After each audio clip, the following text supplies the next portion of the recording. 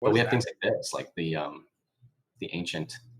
Well, I won't even say what it is. I'm just gonna let people wonder what it is. It's ancient. Protecting the secrets too. I mean, sharing little snippets like this is really fun, but it should be a testament to how wonderful we all believe it is that we want to protect it.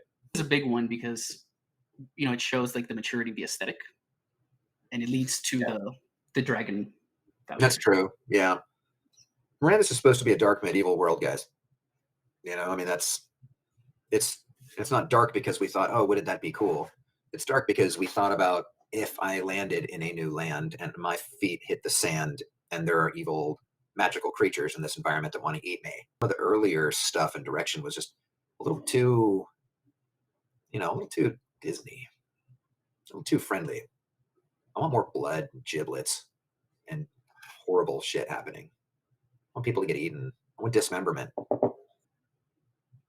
I'd like our scavs to rip a limb off one of our exemplars and beat another exemplar to death with it. Next bits. This is the old stuff. But now you're starting to see some of our ideas about like, what do we change? How do we upgrade it? How do we create a different sense of tone and feel and gravity with the characters that you're going to see? And now you're starting to see where we're really going with some of this.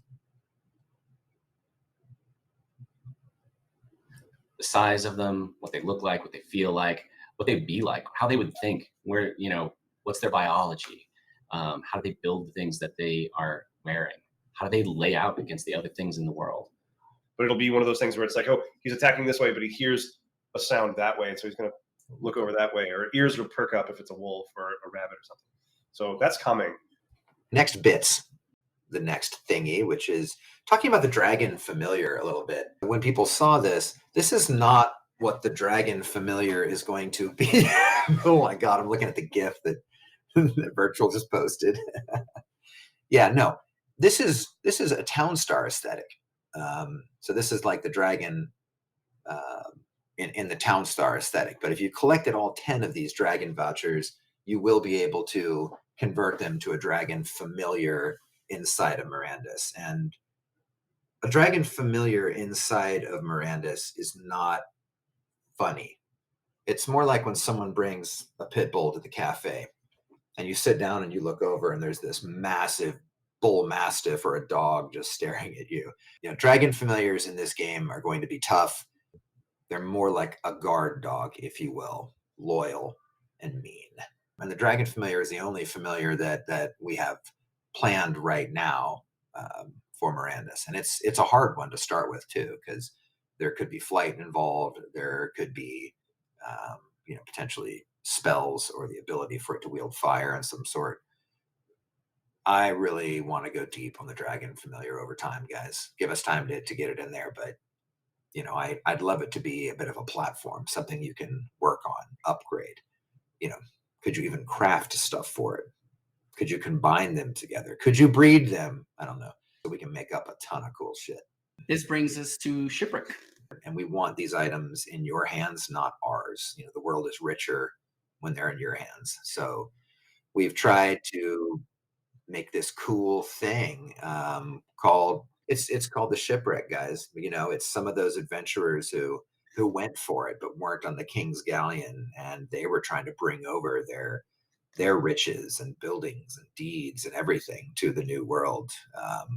And of course, it didn't go right for a number of reasons that you will learn in the future. And the price per box is 0.170. And how will we be able to buy them? You will be able to buy them on the Gala Games webpage. The one new thing that literally came up today is we don't have credit card service right now. So that's I'm okay with that. Yeah. And people can use crypto, but I think, aren't we still, some of the boxes might have Materium in them, guys. Yeah. Which is also kind of cool. We're almost basically ready to go live with it. That's the issue, is we want there to be Materium inside these boxes. These boxes are on Gala chain. So we need to have a representation of Materium in Gala chain. And we can do that. We already did that with the other Gala gacha boxes, the mystery boxes. And everything when you open the box can be bridged to, as an 1155, or if it's Materium and ERC20, guys, and bridged back. Can the box itself be bridged to ETH? That's like, so basically those are the two platform asks that we're just kind of waiting for the last word. But if we do that, they still have to be opened on Gala. So if it is bridged out, it could only be open in Gala. That's just one of the limitations. Yeah, like Gala Chain enables us to make these true NFTs and unique, and that is quite powerful for a number of reasons. One of them that I'm pretty hot on is that we can embed data uniquely into these items, and we've been talking about cool stuff that you guys can do, like give you the ability to name your NFT.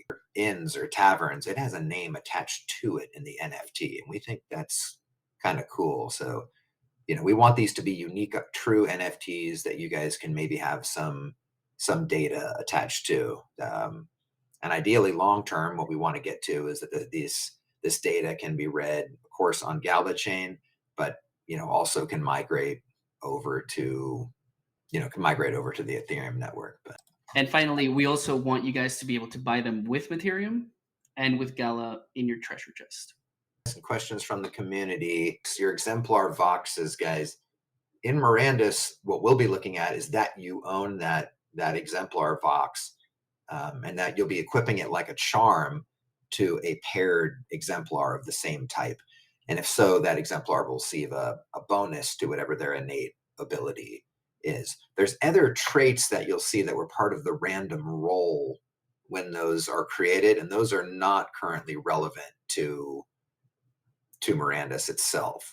Like if you have a Vox and he rolled has little pipe, doesn't mean when you bring in the little charm into Mirandus that you get a free pipe or something. I'm not sure how that would work. We're mostly just looking to see if that Vox is paired to the exemplar, and then we'll give the exemplar a buff to their ability. Can you make an ancient exemplar automatically daily gain or receive Materium? No. You can't just own something and passively collect Materium. We need you in the game, playing and performing game actions and receiving game items. And that's how the Gala world generally works. Rest feature associated with buildings. Can't I just sit down when tired? No. If you want to sleep, you need to own a home or go to an inn, or a tent or something, and rent that bedroll or that bed from another player. Someone's asked, but dragon pets, will they be useful or are they just a commodity? They will be useful. I have maybe ability even before launch to say if you've collected even more than one, maybe they can be combined to form an elite one or something. Does the overall map for the entire world currently exist, or are you making it up as you go? So we have a concept in our game. We have a language that we use internally that has to do with continents, islands, and zones. No, we do not make it up as we go. We plan this stuff out pretty deeply, guys. So, the first areas that you'll be traveling in, we know what they are. We know what those zones are, and we know what islands constitute the first chunk that we want to get to. And then we'll go deep on the design of continent 2, we would call it, and the other continents as we get closer to developing those. Right now we're focused on getting some zones to you guys as a launch, an alpha launch that we would hold there for a while to make sure it's working right and there's no bugs and everything's cool and we're operating with Gala Chain successfully and all that stuff. And then over time, what we'll do is we'll just release more and more and more zones to you, almost on a quarterly basis, but certainly probably at the half-year mark, there'll be a drop of new zones to explore, new items, new creatures, everything. So getting that content cadence in and that rhythm, guys, as a game team is very challenging. Fire making torches and a manipulable light without LOS. What are they asking there? Lantern of the Sun. Oh, Lantern of the Sun. LOS in games is line of sight. Yes, you will be able to have light in this game without the Lantern of the Sun. The Lantern of the Sun is an infinite light source that is brighter and better than anything else, period. We've even talked about, do you even need to hold the Lantern of the Sun? We've talked a lot about getting to torches and lanterns as fast as we can, guys, because we think it's a big part of the game. But we're probably going to make you hold that thing. I mean, yeah, there's no belt torch, like a belt clip for your cell phone, like light a torch and clip it into your belt. It might be that one of you is the lantern bearer, one of you is holding the light, while 2 or 3 of you are holding, your swords and shields. Can the inn owner mechanic be used as a home? We try to make it as intuitive as possible. I think it would be weird if you owned an inn but couldn't sleep there. How will backpacks work?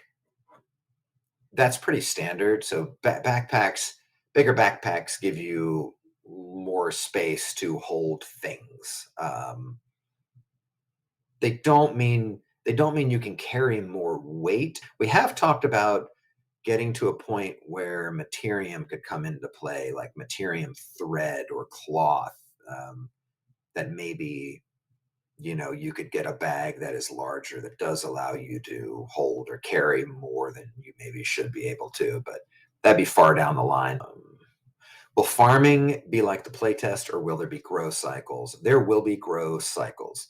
So those of you who own farms, or you'll be able to tend your plot, choose your seed, it will grow, and we do like the idea that if you leave that alone, it will wither. PvP versus PvE, this one comes up a lot. Again, guys, we're designing the main adventure to be PvE. We like the idea of PvP. We just don't want you walking around the world getting lightning bolted and killed by other players. The world is hard enough as it is. I think PvP will likely exist in the future in arenas, is what we've discussed.